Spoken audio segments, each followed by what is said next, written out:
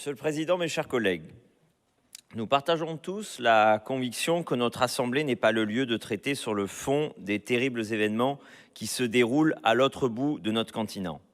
Notre Assemblée est en revanche le lieu pour exprimer notre préoccupation et notre solidarité envers ces hommes et ces femmes, envers ces nations européennes au cœur de la tourmente. L'heure est avant tout à la condamnation ferme de la violation de l'intégrité territoriale et de la souveraineté d'un État, l'Ukraine. L'heure est également, en tant que nation européenne, à l'accueil de femmes et d'enfants qui fuient, le temps des combats, leur pays, un pays européen, l'Ukraine.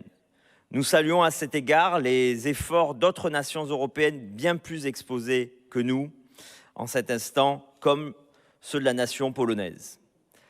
L'heure est toujours, même dans les conditions les plus difficiles, à trouver les voies d'une résolution diplomatique de cette crise, mais aussi à la protection des Français face aux conséquences immédiates de cette crise.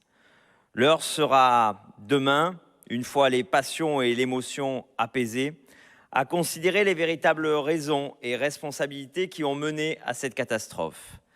Si elle renoue avec une diplomatie indépendante, équidistante et constante, telle que l'a façonné le général de Gaulle et au-delà plusieurs siècles d'histoire, la France pourra et devra être à l'initiative d'une conférence internationale sous l'égide des Nations Unies afin de permettre le retour à une paix durable. Je vous remercie, Monsieur le Président.